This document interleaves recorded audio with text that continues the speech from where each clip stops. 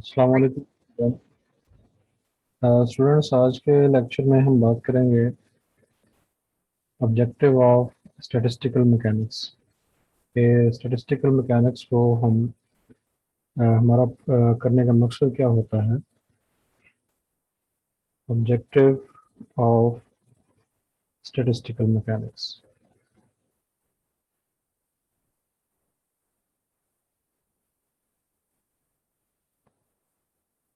तो previous lectures के अंदर हमने जो बात की है वो प्रोबेबिलिटीज़ की बात की है। तो प्रोबेबिलिटीज़ का स्टैटिस्टिकल मैकेनिक्स में इस्तेमाल क्या है और प्रोबेबिलिटी जो थ्योरीज हैं उनका इस्तेमाल क्या है वो भी हम कमिंग लेक्चर्स के अंदर जो है उसको देखेंगे। तो जैसे कि स्टूडेंट्स हमें पता है कि कोई भी जो हमारा सिस्टम होता है उसकी दो तरह की जो डिस्क्रिप्शन जो हैं वो होती हैं। एक जो उसकी डिस्क्रिप्शन होती है वो होती है माइक्रोस्कोपिक, और एक जो उसकी डिस्क्रिप्शन होती है वो होती है मैक्रोस्कोपिक। तो दो तरह के डिस्क्रिप्शंस हैं, माइक्रोस्कोपिक और माइक्रोस्कोपिक। तो माइक्रोस्कोपिक से मुराद क्या है? तो किसी भी थर्मोडायनेमिक सिस्टम के लिए जब हम माइक्रोस्कोपिक का वर्ड इस्तेमाल करते हैं या माइक्रोस्कोपिक मैक्रोस्कोपिक करेक्टरिस्टिक्स का वर्ड इस्तेमाल करते हैं तो फिर हमारे जहन में आता है वॉल्यूम, यानी कि वो पैरामीटर्स जिनको जो है वो हम फिजिकली देख सकते हैं या उनको फिजिकली जो है वो ऑब्जर्व कर सकते हैं।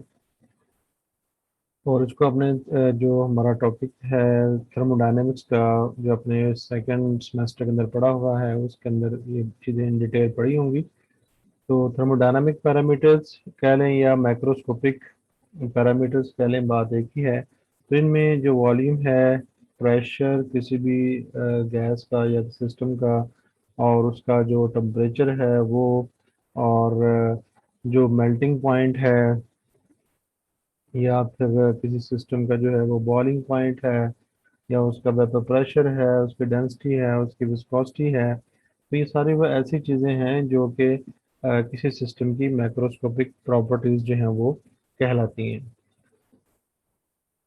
तो दूसरी जो डिस्क्रिप्शन है वो है माइक्रोस्कोपिक।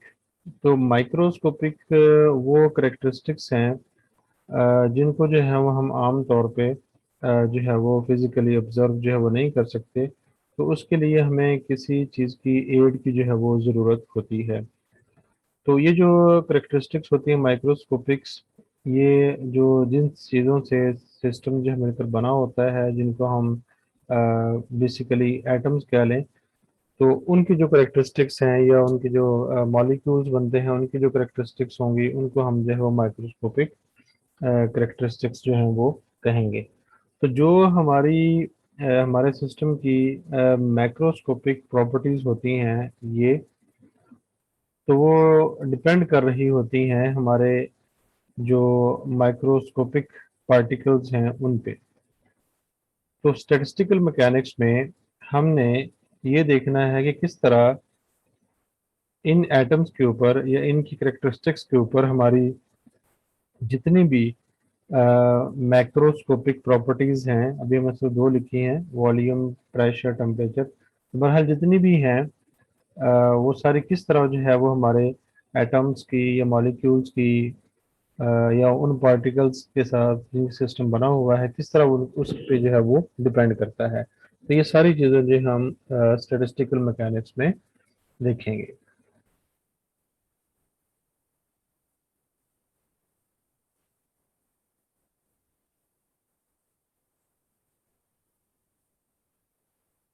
तो अब हम इसको डिफाइन कर लेते हैं कि the method of statistical mechanics,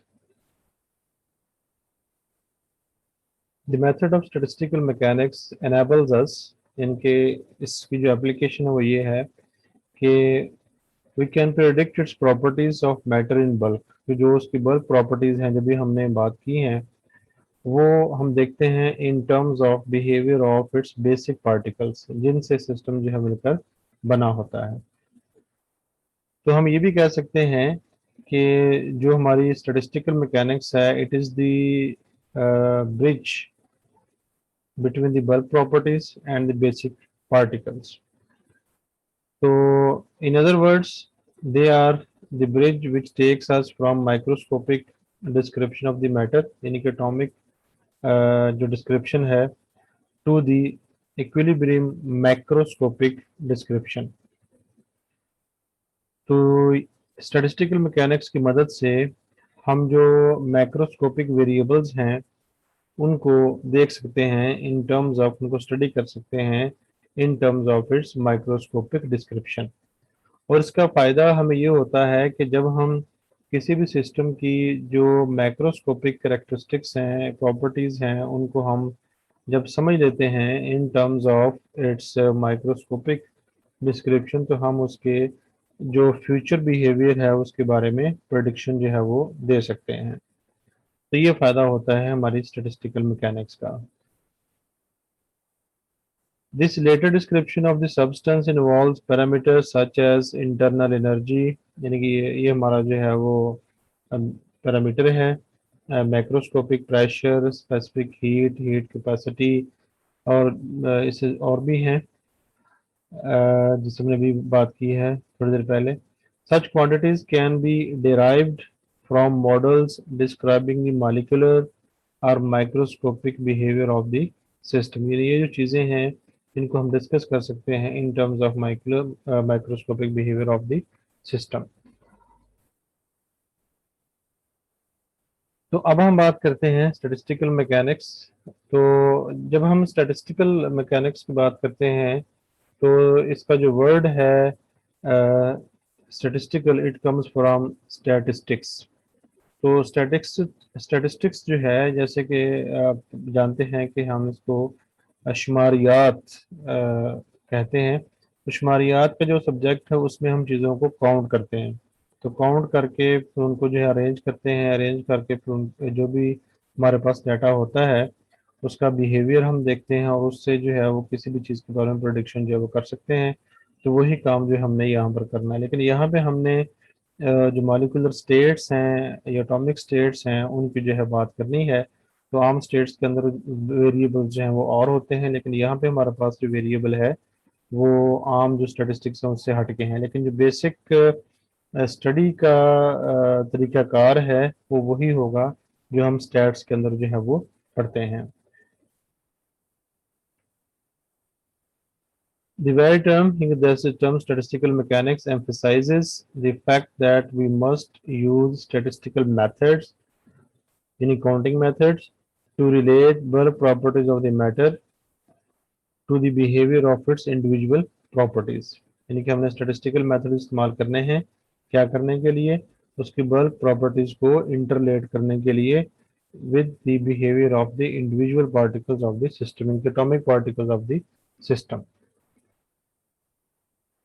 तो जैसे कि हमें पता है कि even a small specimen of matter will contain millions of atoms, कि कोई भी आप स्मॉल साइज का सिस्टम लेते हैं तो उसमें एटम्स की तादाद जो होती है बहुत ज़्यादा होती है। तो we have to calculate average properties of this large number of particles. और आपको पता है कि जब हमारे पास ज़्यादा चीज़ें मौजूद हों तो हम एग्जैक्ट जो वैल्यू उसके बारे में नहीं बता सकते, तो हम वहाँ पर जो है एवरेज बिहेवियर की जो है वो बात करते हैं।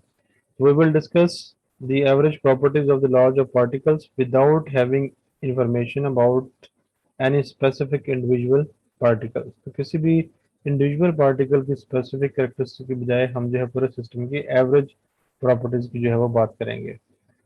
तो statistical method जो होता है इसको हम डिफरेंट ब्रांचेस में इस्तेमाल करते हैं। जैसे कि फोटॉन्स हैं, फोटॉन्स का बिहेवियर देखने के लिए, हमारा जो सॉलिड्स हैं उनके अंदर जो इलास्टिक वेव्स हैं उनका बिहेवियर देखने के लिए, हमारा होल बिहेवियर देखने के लिए। इसी तरह हमारे जो क्वांटम मैकेनिक्स है उसके अंदर जो है हम वेव फंक्शंस जो हैं वहाँ पर भी स्टेटिस्टिकल मेथड जो है वो इस्तेमाल करते हैं। तो अब हम बात करते हैं, चूंकि दो अभी हमने बात की है कि हमने जो स्टेटिस्टिकल मैकेनिक्स में करना है वो बल्क प्रॉपर्टीज को इंटरलेट करना है क्योंकि जो बल्क है प्रॉपर्टीज हैं उसको हमें इंटरलेट करना है जो माइक्रोस्कोपिक प्रॉपर्टीज हैं। तो जो बल्क प्रॉपर्टी होगी या बल्क करेक्टरिस्टिक होगी उसका हम नाम देते हैं मैक्रो स्टेट, और जो माइक्रोस्कोपिक होगी उसका हम नाम देते हैं माइक्रो स्टेट। तब हम देखते हैं कि मैक्रो जो स्टेट है उसके बारे में उससे क्या मुराद है।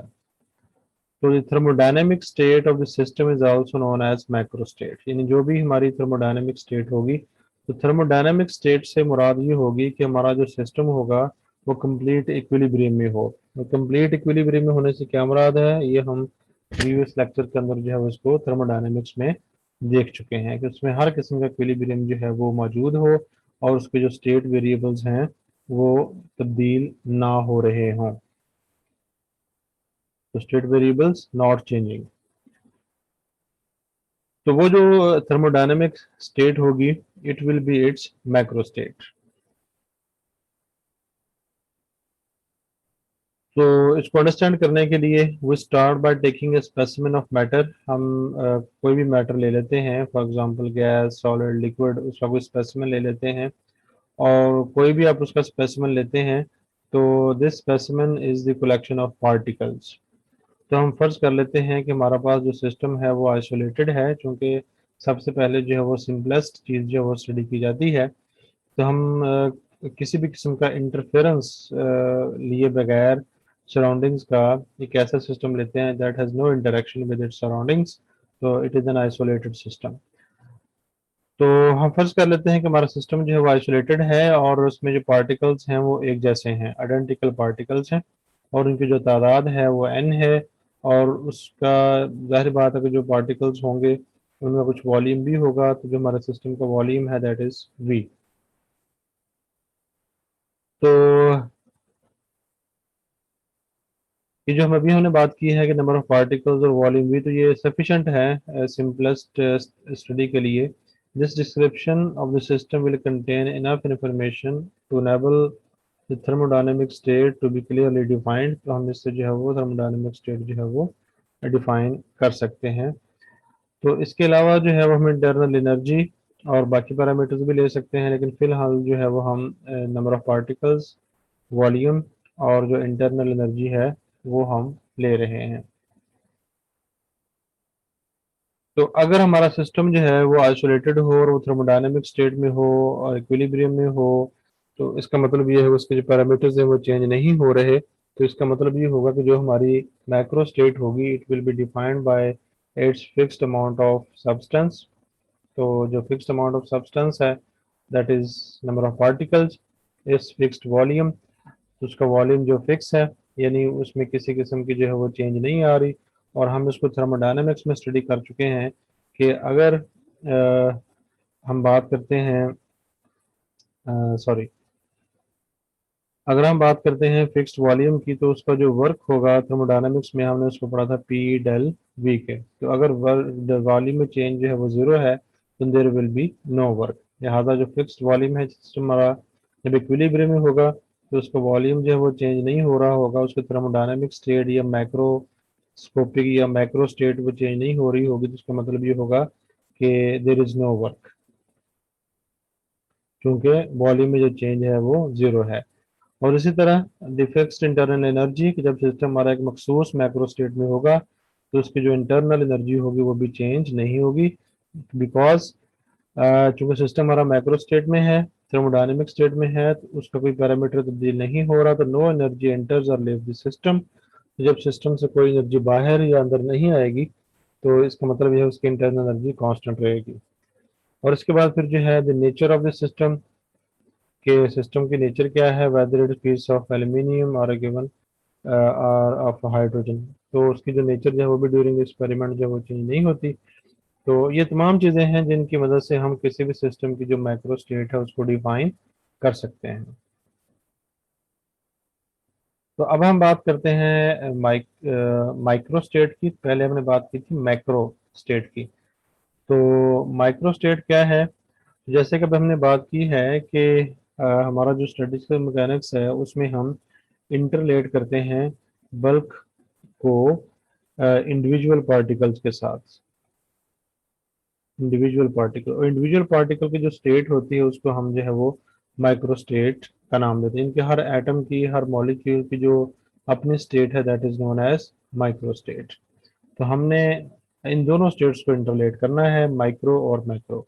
तो माइक्रो स्टेट क्या है? The quantum state defined by wave function. क्योंकि हमने ये क्वांटम मैकेनिक्स में पढ़ा हुआ है कि जब हमारे पार्टिकल्स जो हैं वो एटॉमिक स्टेट में होते हैं, एटॉमिक पैरामीटर्स में होते हैं, तो फिर उनकी स्टेट को अंडरस्टैंड करने के लिए हम एक मैथमेटिकल जो फंक्शन जब इस्तेमाल करते हैं जिसको हम वेव फंक्शन का नाम देते हैं। तो किसी भी पार्टिकल की जो स्टेट है it is defined by its wave function. तो वो जो स्टेट वेव फंक्शन से डिफाइन की जा रही है that is known as its micro state. Describes its microstate because it gives us details of the state of each of the n particles। तो अगर क्वांटम मैकेनिक्स में आपने इसको डेफिनेटली पढ़ा होगा, तो उसमें आपने ये पढ़ा है कि हर एक जो हमारा एटम है, हर एक जो मॉलिक्यूल है, या हर एक जो इलेक्ट्रॉन है, या कोई भी एटॉमिक एंटिटी है, उसका अपना एक माइक्रो स्टैटिक फंक्शन होता है जिसको हम वेव फंक्शन का नाम देते हैं।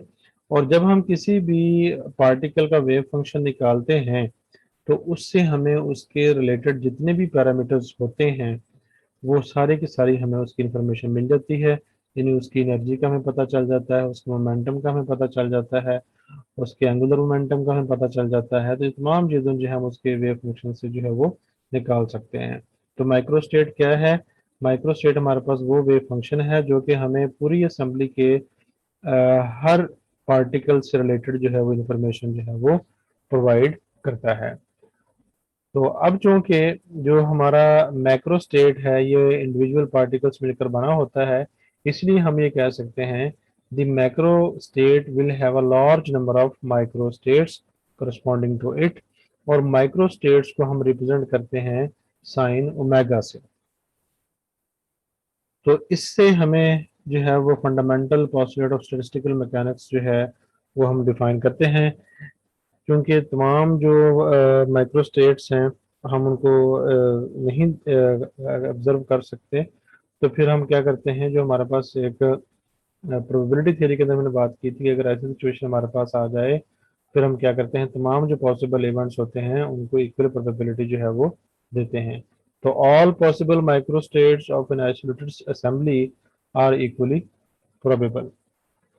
तो तमाम जो उसकी पॉसिबल स्टेट्स होंगी हम उनको जो है वो इक्वल प्रोबेबिलिटी जो है वो असाइन करेंगे और फिर उससे जो है वो हम फर्दर आगे चलेंगे। तो उम्मीद है स्टूडेंट्स आपको जो ऑब्जेक्टिव है स्टैटिस्टिकल मैकेनिक्स का वो क्लियर हो गया होगा। तो इन शॉर्ट हम ये कह सकते हैं कि जो हमारा स्टैटिस्टिकल मैकेनिक्स का सब्जेक्ट है ये दो स्टेट्स को इंटरलेट कर रहा है, मैक्रो स्टेट और माइक्रो स्टेट। इंशाल्लाह नेक्स्ट लेक्चर में मिलते हैं। अस्सलाम वालेकुम।